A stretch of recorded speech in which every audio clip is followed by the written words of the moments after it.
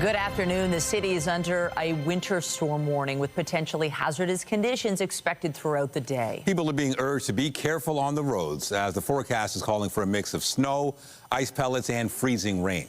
CTV's Janice Golding has been speaking with commuters trying to navigate the messy conditions and joins us live with more. Janice. Hi, Nathan. Well, as you can see, there is a mix of snow and ice pellets coming down, and it's quite windy. So as you can imagine, it hasn't been a very wonderful morning to get around. Of course, Environment Canada says we are dealing with severe weather, and it has issued a yellow winter storm warning for Toronto and the GTA, saying we can expect snow, ice pellets, and freezing rain, which will impact both the morning and evening commutes. Ice pellets, of course, can result in hazardous travel conditions with reduced traction on roadways. As a precaution, both Toronto's public and Catholic school boards canceled school buses today, although schools do remain open. Right now, we're in the Avenue and Davenport area, and I can tell you that the bad weather here really started around 9 a.m. and began intensifying around 10. We've been monitoring driving conditions and speaking to commuters this morning, and here is what they had to say. You know, it's not very nice. I'd rather it was like yesterday when it was +5 out. It's so cold! It's time for round 2, yay! Yeah, it's always on a precaution we drive. I always drive slow. Definitely is slippery out there, and I think because we're going to be getting so many different types of precipitation today, it's even more cause for being alert, being aware, and preparing as much as possible. Remember, even wet roads are still slippery, and it's going to give you a longer stopping distance in case you do a panic brake or in case you do some aggressive steering or aggressive braking. So again, expect icy and slippery road conditions today, and you're advised to stay home if you do not absolutely have to travel. Reporting live, Janice Golding. Now back to Michelle and Nathan. Thank you, Janice. The winter storm is also triggering problems for air travelers. People are being advised to check their flight status before making the trip to the airport. CTV's Rahim Ladhani joins us live from Pearson with more on how travelers are dealing with the delays. Rahim. Hi, Nathan and Michelle. Good afternoon. You know, from a travel perspective, it looks worse than it actually is. The vast majority of travelers we've been speaking with, their flights are taking off as planned, and that's partially because a lot of airlines canceled flights in advance yesterday in anticipation for this weather event. Yes, here at the airport, there normally is a lot of hustle and bustle, but there's no chaos like we saw the last couple of winter storms. Now, the airport says that behind the scenes, there is a lot of work still being done to make sure that these aircrafts are taking off on time. There are a lot of machinery on the runways and taxis clearing that off and making sure that the de-icing machine is working properly as well. We've been speaking with the GTAA about what they're doing behind the scenes. Have a listen to what they have to say. So we have traffic management initiatives in place, and what those do is slow the rate of departures and arrivals to make sure that we have time to clear the taxiways and runways in between the takeoff and landing. As of about 11:30, we've seen 96 flights departures canceled and 97 arrivals canceled. So it's been an impact from this winter weather, but the airline canceled a lot of those flights in advance, so the terminals are actually quite quiet.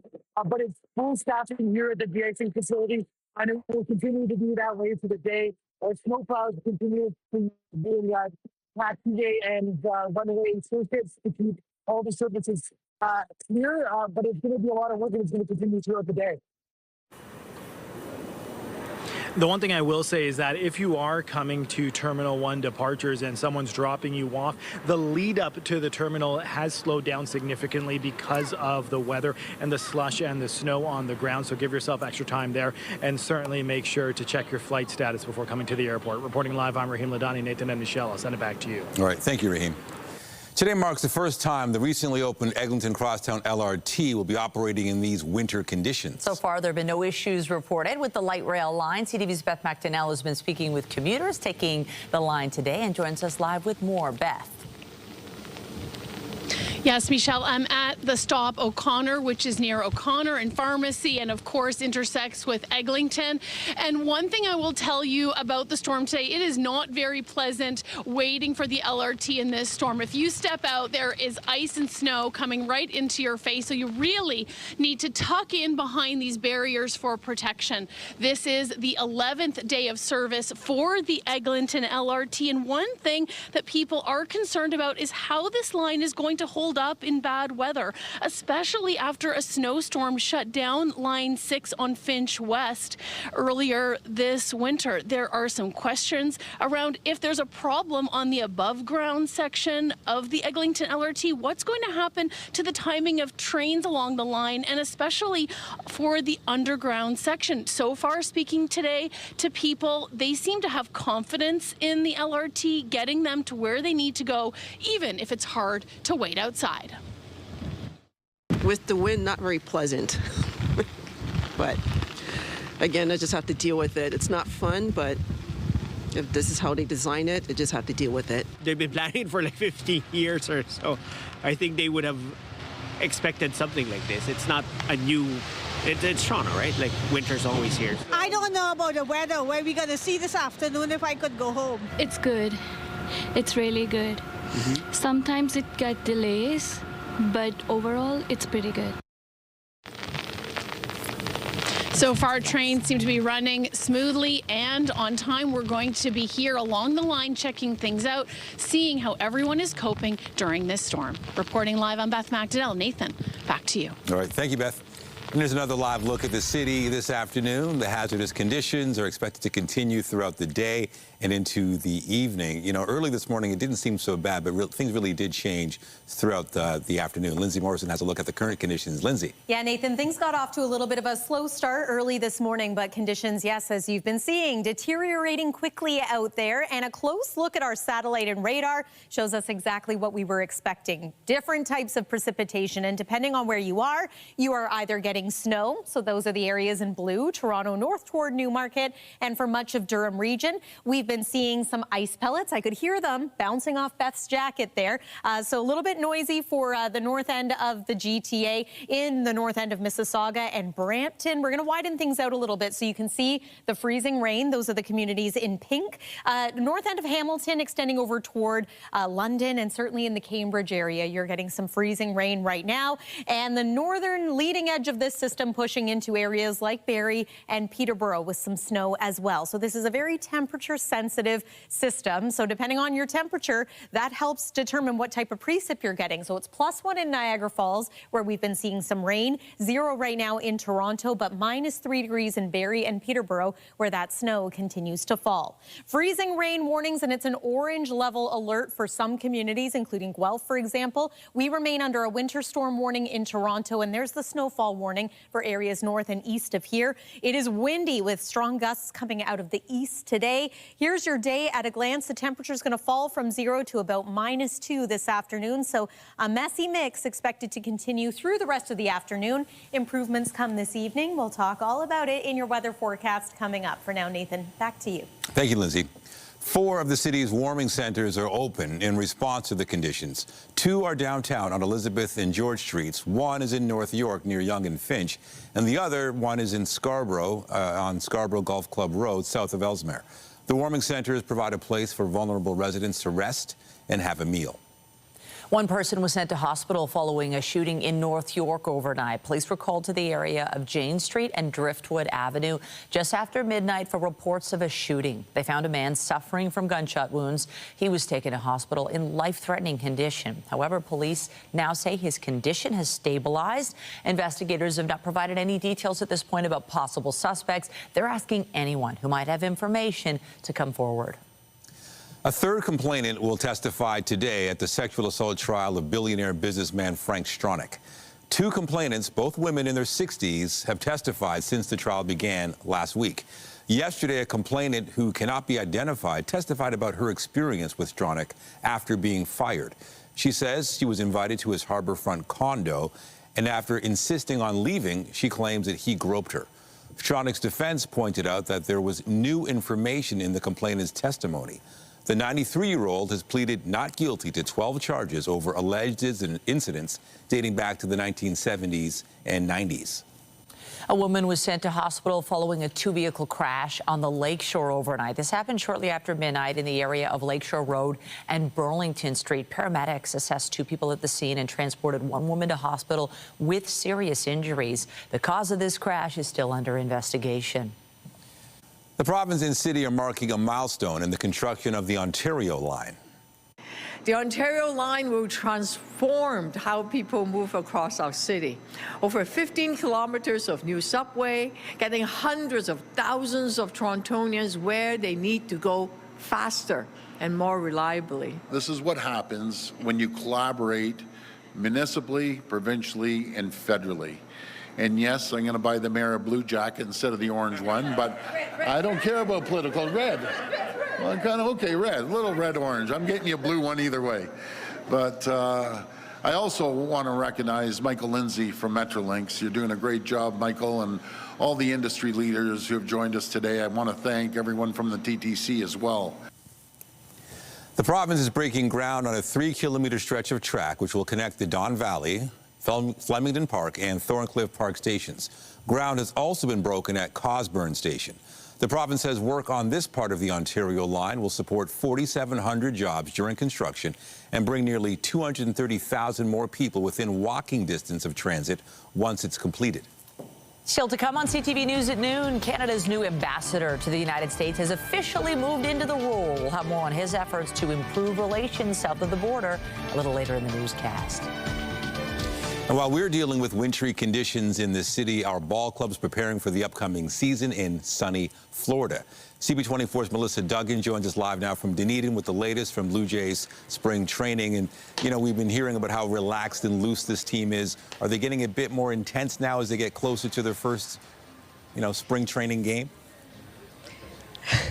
You know, I think the opposite is happening right now, Nathan. I think they're getting more loose as the days go on here at spring training in Dunedin. Let me show you some of the action that's happening right now. We're watching some live batting practice. It's Jose Barrios who's tossing in those balls right now as we're seeing guys take swings. A lot of big names behind the plate right now as well. And, they're chatting here. They're laughing. They're having a good time. That's some of that loose feel that we're hearing about, and certainly something that manager John Schneider has been talking about as well. He's saying this is the time to have fun, to embrace it, and to just have a blast here at spring training. We were talking to him earlier too about the depth that this team has. That all guys in the lineup are able to contribute, and that is something that's helped the team propel them to success in the regular season, in the postseason. I was asking him, about that depth. When you think about players like Miles Straw, like Ernie Clement, like Nathan Lucas, what kind of contributions can we expect from them looking at the 2026 regular season? Here's what he's telling us.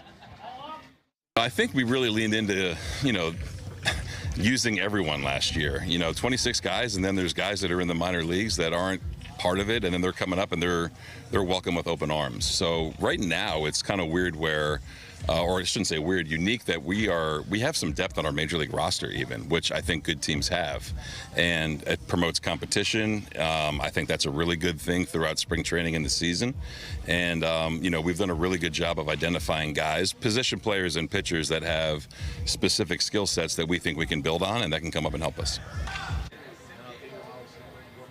Here's a look now at Okamoto taking a swing. One of the newest members of the Blue Jays. We get to see him in action here, taking pitches from MLB pitchers. Of course, he's joining us from Japan. Quite a swing on Okamoto, and certainly a welcome member of this team, joining up for some 4-year contract worth $60 million. And what we're hearing from the other teammates here, what has this experience been like with Okamoto? They're catching his balls. We see him in training at third base, tossing the ball to the guys. And listen, they're saying he's great, that he's got a great sense of humor, and certainly welcome on board here with open arms. So spring training, Nathan, very much in full swing at this moment. And happy to take you next to the diamond to show you this real action that's taking place here. All, of course, in the run-up to Saturday's game. We're going to see the Jays taking on the Phillies. Back to you. All right, CB24's Melissa Duggan in Dunedin, Florida. Thank you. In Ottawa, a third Conservative is crossing the floor to join the governing Liberals. Prime Minister Mark Carney making the announcement on X this morning, saying, "I am honoured to welcome Matt Jeneroux to our caucus as the newest member of Canada's new government. Building a stronger, more resilient and more independent country will require ambition, collaboration and occasionally sacrifice. I am grateful to Matt and his family that he will continue his service as a strong voice for Edmonton Riverbend in Parliament." In November, Janice suddenly announced plans to resign as an MP in the spring. But he said today on Facebook that he changed his mind after talking with those close to him and insists the moment demands steady leadership for the country. He said, after further reflection with my family and conversations with colleagues and constituents, I will be continuing to serve in Parliament, and I will be working with Prime Minister Mark Carney as part of his new government to help build our country's strength as we face the challenges ahead. Despite Janice's decision, the Liberals remain 3 seats short of a majority. Mark Carney also announced today Janice will be taking on the role of Special Advisor on Economic and Security Partnerships. He was first elected as a Conservative MP back in 2015. Inflation data released yesterday revealing increasing prices for staples like your morning cup of coffee. However, the overall trend appears to show the cost of living declining slightly. CTV's Adrian Gobriel takes a closer look at the numbers. Putting the brakes on inflation at the pumps. Canada's annual inflation rate landed at 2.3% in January, a slight dip from 2.4% in December, with the price of gasoline driving the decline, dipping by more than 16% year over year. Pretty good print with prices heading in the right direction. After years of driving inflation, the cost of shelter is now actually helping keep things grounded. Whether that's ownership costs, or we're seeing that rents overall are decelerating. I would say that big contributing factor to CPI continues to move in the right direction. The same can't be said at the grocery store, where a 4.8% overall increase is leaving Canadians with a bitter taste. It's getting out of hand for sure. You came to spend $20 and you spend a couple hundred. While rice, fresh vegetables, and eggs have decelerated, ground beef is up by more than 22% year over year. Nuts and seeds have spiked more than 13%, with roasted and ground coffee boiling over at more than 37%.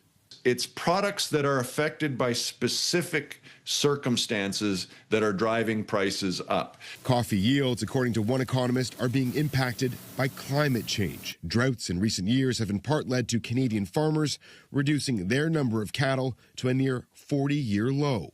Often we say when price goes up, demand goes down, and we're not very quick to stop eating beef. I expect that we'll see higher beef prices sustained for a few years. While food costs remain a concern, overall the current rate of inflation is being pitched as a positive, even as the outlook remains murky, with so much riding on the whims of a U.S. administration and vital free trade negotiations. Some economists believe there's a good chance that interest rates will hold when the Bank of Canada announces its next decision on March 18th, though GDP and unemployment could factor in to future rate decisions in April and June. Adrian Gobriel, CTV News, Toronto. Food inflation is an issue across the country, but new data indicates Atlantic Canada is being hit harder by rising grocery prices. One is the added transportation costs, because pretty much everything is trucked in. You have a much shorter season to grow product.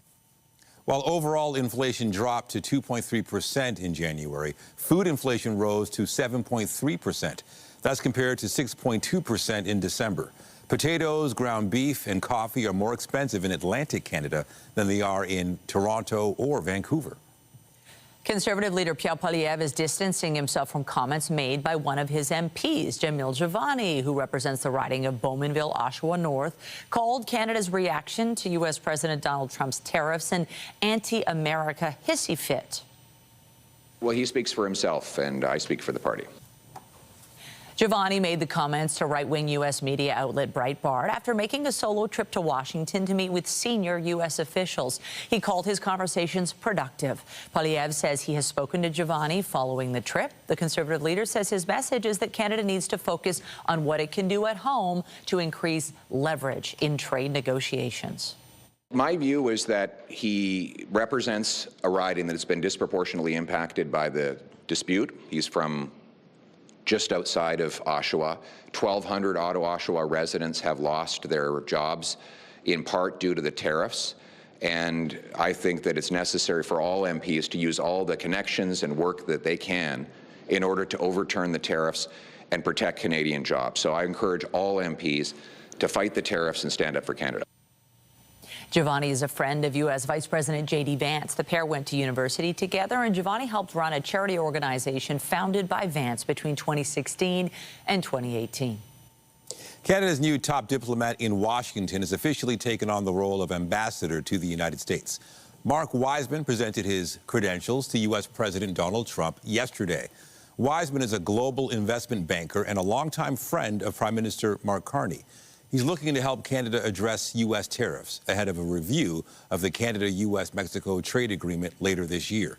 In a statement, Wiseman says it's a profound privilege to serve as ambassador. He also says the partnership between Canada and the U.S. is foundation to both countries' prosperity, security, and global leadership. After earning 3 gold medals over the past 3 days, Team Canada is looking to continue its success at the Winter Games in Italy. Our Scott Hurst has been following all the action and joins us live now with the very latest. Scott, so much focus on the men's hockey tournament. Bit of a slow start for Team Canada in the quarterfinals, but nice to see they tied it up. They've tied it up, but yeah, a little bit more nerve-wracking than a lot of fans were probably hoping for in this quarterfinals matchup versus Czechia. Of course, it is win or go home with a shot in the semis at stake here. It is 2-2 at the end of the second period. Canada starting the scoring with a goal by Macklin Celebrini. Then Czechia followed it up with 2 straight goals in the first period. The go-ahead goal by David Pasternak, but then in the second, Canada was able to tie it up with the goal by Nathan McKinnon. Connor McDavid with 2 assists so far in this game. So it is 2-2 at the end of the second period, but there's also concern right now about the status of captain Sidney Crosby. He limped off in the second period and went back to the dressing room as the game was still going on, waiting for an official update on the status of Sidney Crosby, of course, for the rest of this game, and then concern, obviously, for the rest of the tournament. But right now, it is 2-2 in this quarterfinal matchup between Canada and Czechia. Other games that we are watching include the USA will play Sweden later today. Finland plays Switzerland as well. Already today, we saw Slovakia beat Germany in the other quarterfinal matchup. What else are you watching today? What do you think could land us on the podium? There are a couple other chances where we could get on the podium later today. Coming in speed skating, first, the men's short track 500-meter event with a couple Canadians, in fact, 3 Canadians in the mix in this one, including Stephen Dubois, William Dangenou, and Maxime Lauin, all race in the quarterfinals. That happens just after 2 o'clock Eastern time with the semis and finals after that. So potentially a few opportunities for Canada to get on the podium in the men's 500-meter short track. Also later this afternoon, the women's 3,000-meter relay. Canada has a spot in the A final. 4 teams will start, of course. There are only 3 spots on the podium, and part of that team is Courtney Saroux. She's looking for her 4th medal at these Olympic Games. So a few more opportunities potentially to get on the podium later this afternoon, Michelle. I love it. CTV Scott Hurst live for us in the National Newsroom. Thank you. Thanks, Michelle. The Prime Minister is exploring a shift in trade strategy, one which could see Canada rely significantly less on the U.S. CTV's Michael Couture has more on the plan and potential challenges it faces. Prime Minister Mark Carney confirms Canada has begun discussions with countries from both the European Union and a collection of Pacific nations with an eye to making a larger trading bloc. It builds on his speech in Davos, where Carney called on middle powers to join together. You start to put together blocks of like-minded countries on different issues. Canada can play a role there. We're one of the countries playing a role, and we'll continue those discussions. The new trading bloc would represent 39 countries and 1.5 billion people. While the Conservatives applaud the effort, trade critic Adam Chambers says resources should be focused on renewing the Canada-U.S.-Mexico trade agreement. A discussion between CPTPP nations and the EU might have some future fruits down the road. We need to make sure that we get a deal right on NAFTA, as we did a number of years ago. President Donald Trump has mused about walking away from the trilateral trade deal altogether. And some trade experts worry creating another massive trading bloc without the U.S. could make him angry. We know Donald Trump. If you go down this road, he will take this as a personal affront. And we seem to be walking into the punches. I don't quite understand the strategy. While there is a risk of blowback from the U.S., this former trade advisor to Prime Minister Stephen Harper believes getting like-minded nations on the same page is a good thing. Even if this isn't successful, I think that there's still a worthwhile effort in having a common conversation with all of these countries together around how we can cooperate, how we can collaborate.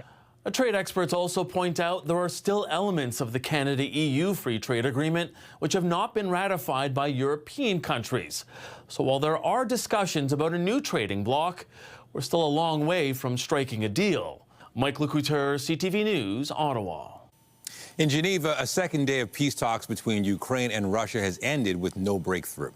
Ukraine's president is accusing Moscow of stalling U.S.-mediated efforts to end the war.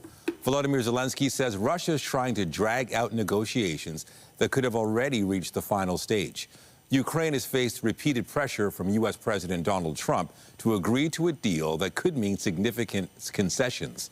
Zelensky called the first day of talks yesterday difficult. The delegation said they would meet again without providing a date. Meanwhile, NATO's high readiness spearhead force has been deployed across Europe for the first time. Nearly 10,000 military personnel have been mobilized from 13 countries, as well as several warships and aircraft. Many are gathered in northern Germany to showcase Steadfast Dart, NATO's biggest drills of 2026. The U.S. is not taking part, but military officers say that's coincidental and not due to political tensions with the alliance or America's focus on security priorities elsewhere. Muslims around the world are marking the holy month of Ramadan. This is a month of compassion and when the community comes together. The month will see people fast during the daylight hours, using the time from dawn until sunset for prayer and reflection. Meanwhile, Christians are celebrating Ash Wednesday, including as part of Mardi Gras in New Orleans.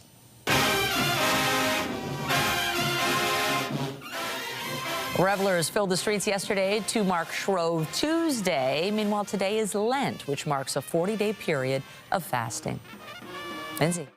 Well, there were quite a few signs of spring yesterday. We climbed all the way to 8 degrees here in the city of Toronto, but some call that cool spring because it looks and feels a little more like winter again today. Although, interestingly enough, the mixed precip that we're getting today, that's indicative or certainly a sign of things to come with the spring season.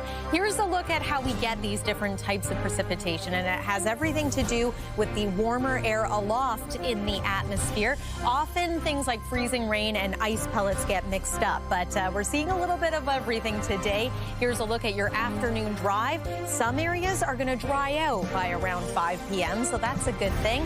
We're going to take a detailed look at your forecast for the rest of today, plus another round of active weather for the weekend. All of those details are after the break.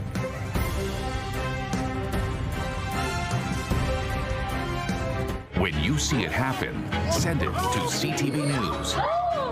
Text 10400. From your screen to ours. Text 10400. Fans of the Beatles are getting a behind-the-scenes look at more than 250 photos taken by the one and only Paul McCartney as the band was becoming global superstars. It's all inside a brand new exhibit at the Art Gallery of Ontario, and that's where we find our Jessica Smith. Jess, this sounds classic. Honestly, if you are a fan of the Beatles in any way, shape, or form, you have to come check it out. And I was just talking to Jim with the AGO about the fact that it feels like family-style photos, because I feel like you're getting a view into the lives of these people that became these iconic musicians in a way that you wouldn't normally if you were just setting up a professional shoot. Is that part of the allure of this exhibit, because it feels like a family photo shoot that you're getting to peek in on? Absolutely, yeah. And I think that's what Paul was doing. He wasn't thinking about this as legacy. He wasn't thinking about, an exhibition 60 years down the road. It was just capturing his brothers and then the other people who joined their entourage who became this extended family.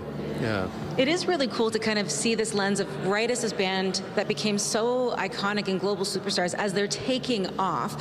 Have you noticed a different connection from the original fans of the band to fans that are maybe newer and in a younger generation as to how it kind of brings everybody together?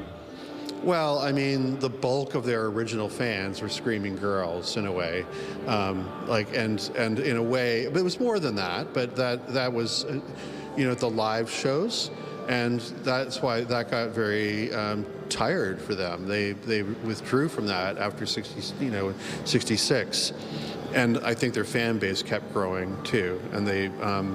and it just kept growing, so that, you know, today there's no barrier. This is not just geezer rock or dad rock or whatever. This is just, you know, the Beatles have just always managed, you know, to find a broader place in the culture. And I feel like no matter who you are, there's a song that the Beatles have that really resonates with people. Well, Jim, thank you so much. You can come on down to the AGO and check this out. You have to come see it. It is the whole 5th floor, and I feel like it is one that will take your breath away. And you can sing along to your favorite song, maybe sing Here Comes the Sun, hoping for better weather eventually. I'll send things back to the studio. I love that. Yeah, I was trying to think, is there a Beatles song that captures the weather we're dealing with here? We're in the middle of another weather event, a winter storm, and it really is a messy mix, and we've seen it kind of evolve since this morning. Yeah, I think, you know, early it didn't seem like it was going to be too bad, but it was as advertised, pretty messy. Yeah, in fact, we're looking at a live shot from the Toronto Island, and that camera is just panning right now, and we're seeing the ice buildup that is happening there. So, yeah, very much a messy mix that we anticipated. Take a look at that. Yeah, ice likely to build up on some roads, on some cars as we progress through the day today. So just be careful out there. Hazardous conditions expected through the early part of this afternoon.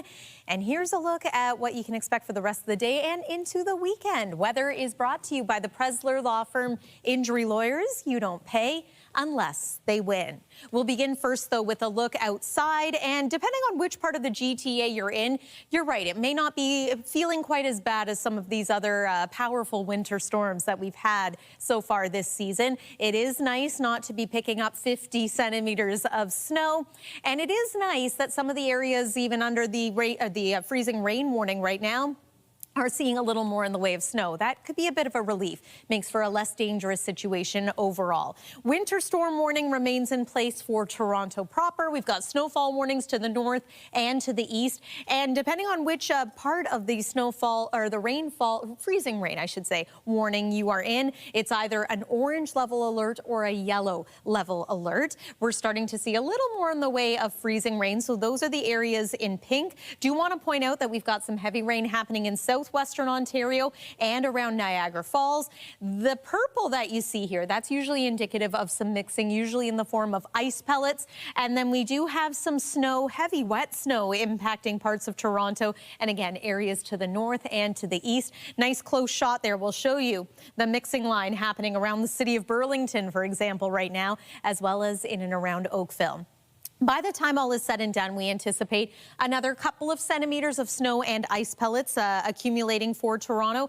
More measurable snow for areas like Orillia and Peterborough, up to 15 centimeters, in fact. This has really eased, and I'm happy to see this. It's not looking like it's going to be quite as prolonged, the freezing rain event for areas west of Toronto. We're going to see a little less in the way of ice accretion. Yesterday, it was looking like we could see 10 to even 15 millimeters of ice buildup. Less the case now. So there's 2 p.m. Just going to pause this again around 4 so you can see starting to taper off for many areas, mainly from west to east. But again, that snow is going to linger a little bit longer east of the GTA. Tomorrow is a bit of a quiet day. We do have the risk of some freezing drizzle. And then guess what?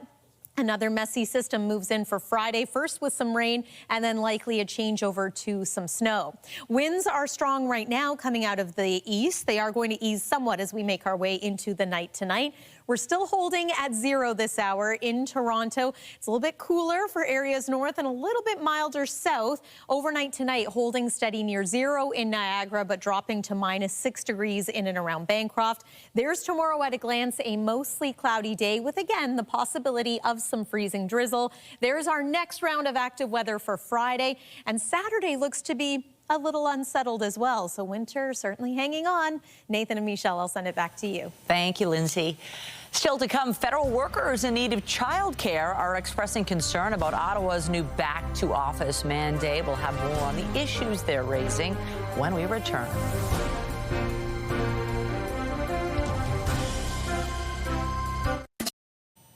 A Manitoba family is calling for action to address issues plaguing emergency rooms across the country. Their concerns come following the death of a loved one who spent 11 hours waiting in the ER. CTV's Alex Carpa has the story. Stacey Ross was just 55 years old when she died after waiting 11 hours in a Winnipeg emergency room in January. My mother's death should never have happened. She could have been saved. Morgan Ross said her mom went to St. Boniface Hospital on January 4th with severe chest pain. After a 12-hour wait, she was told it was a virus and was sent home. But she returned by ambulance on January 15th and waited another 11 hours before being admitted. Morgan says hospital officials later said the wait killed her mom. My mother was taken from me. She wanted to live. She did everything possible to live, and the Canada healthcare system killed her. Stacey's sister, Sherry Ross, is adamant her death was completely preventable. Something's got to change, like starting from the triage department where you walk in. Something's got to change. Now the Ross family, alongside the Manitoba PCs, are calling for a public inquiry. We need an external investigation to understand what's happening in our ERs and to restore some accountability to the system. Manitoba's health minister said findings from their ongoing investigation with recommendations will be made public. The family is at the heart of this process. We want to make sure, again, that all of their questions are answered in full. One cardiologist we spoke to says wait times continue to remain a major problem at hospitals across the country, which he says is causing mistakes to happen. Where there's a lack of resources, this is when people start falling through the cracks. And when wait times in emergency rooms start getting so long, they're not doing things as well as they should be done. As for Morgan, the goal now is change, so no other family has to endure the same pain she is experiencing. There needs to be a way for everyone to live, because this wasn't a reason to die. Alex Carper, CTV News, Winnipeg. North York General says it's now the first hospital in the province deploying a new artificial intelligence tool to reduce emergency department wait times. North York General is home to one of the highest volume emergency departments in Ontario, with more than 121,000 visits last year. The hospital says as wait times grow, there are increased risks patients may need to be admitted or could even leave before being seen. That inspired the launch of Smart ER Zones. The AI tool is designed to alert staff if a patient has been waiting longer than a set amount of time. It then shares recommendations for relocating them to areas of the ER with more capacity to enable faster treatment. The hospital says Smart ER Zones have undergone extensive testing and all care decisions remain with clinicians.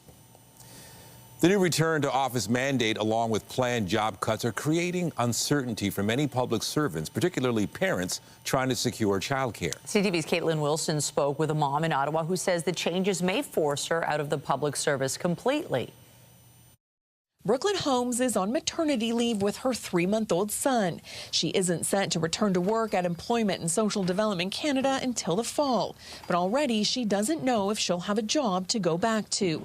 We have 60 days to decide if we want to take part in the voluntary departure program, and after that we would maybe compete for our jobs if not enough people have left. She and her husband both work for the federal government, and her job is among thousands affected by workforce reductions. At the same time, if she returns, she'll be expected in the office 4 days a week under the latest return to office mandate.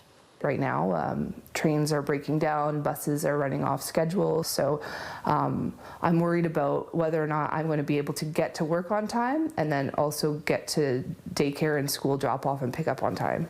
That's assuming she has childcare at all. Her oldest starts kindergarten in the fall, and at the start of the school year, the Ottawa-Carleton District School Board had more than 1,000 children on wait lists for extended day programs. We put ourselves on the wait list, but they don't make those decisions until sometimes I think it could be even August. And daycare for her youngest is no different. Operators say wait lists have only grown under the $10 a day childcare program. I actually got on the list before I was pregnant, so I'm hoping that will be enough to get him a spot in the fall. According to one union representing public servants, that uncertainty is now a reality for many women and working parents. These decisions have not been based in facts and evidence, and they're not taking into account the lives of people. The wait lists were already long, and for folks to find care on such short notice is now just going to add an extra burden to the system. For Holmes, she's leaning towards voluntarily leaving the public service and trying self-employment, even if it means less pay. I think women disproportionately bear the cost of these kind of policies, so it would be disappointing if the policies resulted in women leaving the workforce in large numbers. Caitlin Wilson, CTV News. Still to come, a major winter storm in January is being blamed for a decline in home sales in the GTHA. We'll have those details when we come back. Get Toronto's top stories, breaking news alerts, and watch live. Download the CTV News app. Blue Jays are speaking with the media in Dunedin this afternoon. That's utility player Davis Schneider. Let's listen in. When we first see each other, it's kind of like the same old stuff, but we're ready to get to work since we're down here. But it's nice. You know, the first couple weeks in spring training are kind of laid back. You know, we're still getting our work in, but once games start, that's when everyone kind of, you know, is locked in. Yeah, and when you're looking at that kind of locked-in feeling, you know, there are so many fans that are on board right now cheering for you guys. I wonder what you're expecting from the atmosphere at Rogers Centre when you return. Yeah, I mean, it was great last year. I mean, ever since I got caught up in 23, it's been hell of an experience just being with the fans. And, you know, I know everyone says it, but you're not just playing for a city, you're playing for a country, and you can really feel that, especially during the playoffs. I mean, the fans were great the whole time, and hopefully they can keep it up this year and ride it out 162. What do you think about the Canadian weather when you're up there playing? I'm saying that because right now Toronto is being slammed by a messy storm. It is gorgeous and sunny right now. How do you prepare for that? Well, we have a dome, so that's good. But outside of that, it's because when we're playing in New York and Boston, it's just as cold. But you know, you just got to bear with it, and hopefully that first month isn't as cold as, you know, you make it seem. But it's tough. The first month in, you know, the Northeast, it's a grind, but, you know, that's baseball, and, you know, everyone goes through it. And something else I'm curious about, too, like spring training, the day starts so early here. What's that like compared to playing? We're usually seeing you guys at night, sometimes in the afternoon. Yeah, I mean, we're not getting to the ballpark during the season around until 12, 1 o'clock. Here we kind of, you know, 5:30, 6:30, so it's definitely a grind to wake up a little bit earlier, but, you know, there's worse things in the world than coming to a baseball field for your job. So I'm not complaining, but, you know, get to bed early. That's all you can really do. Who gets here the earliest? I don't know. Usually it's the catchers do and the coaches here, obviously, but our old hitting coach, Hunter Mentz, used to get here at 3:30 in the morning. He used to work out all the time, and he would get here 3 hours before everyone else. So I don't know who's going to take that reign this year, but we'll see. It's definitely one of the coaches, but I'm not sure yet. And any message to Toronto? I know that there's so many people just counting down the days till you guys are back. No, not really. I mean, I feel like the fans are great. I mean, I love what we do as baseball players, and the fans are what make this game great. And so Toronto fans are the best. And, you know, I'm from Philadelphia, so I know how bad some fans can get, but Toronto fans are the best. So, and I just tell them to keep it up and always continue to support us. Yeah, sweet. Yeah, thank you. All right, listening to Davis Schneider of the Blue Jays, live in Dunedin, Florida, in spring training. Says, look, they're just getting their work in, getting ready. And, of course, he loves the support of fans in Toronto and across the country, and he loves playing for them. Our Sean Leathong is in Dunedin, Florida. He'll give us a recap at 5 and 6 tonight.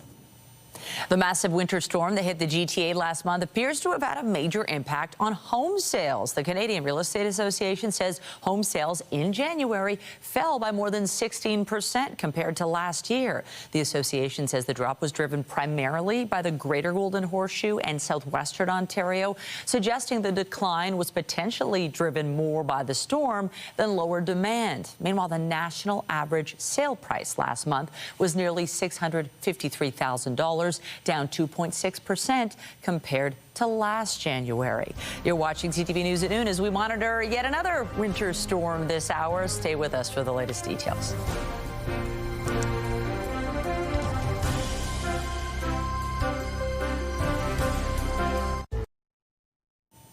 Netflix is reportedly threatening the tech giant behind TikTok with immediate litigation over its AI video generation software.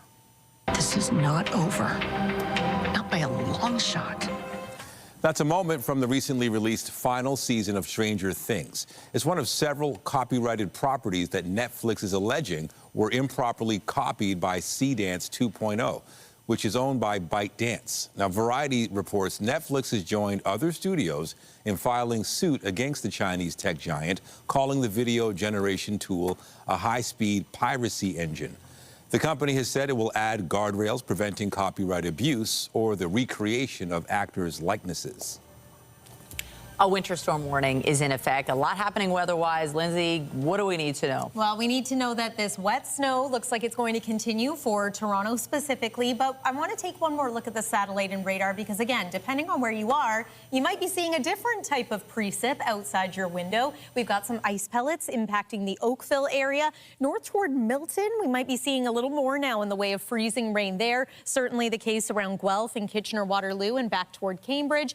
Snow is falling from Barrie over toward Peterborough, and for southern Durham region, York region, seeing that heavy wet snow as well. The winter storm warning remains in place for the city of Toronto.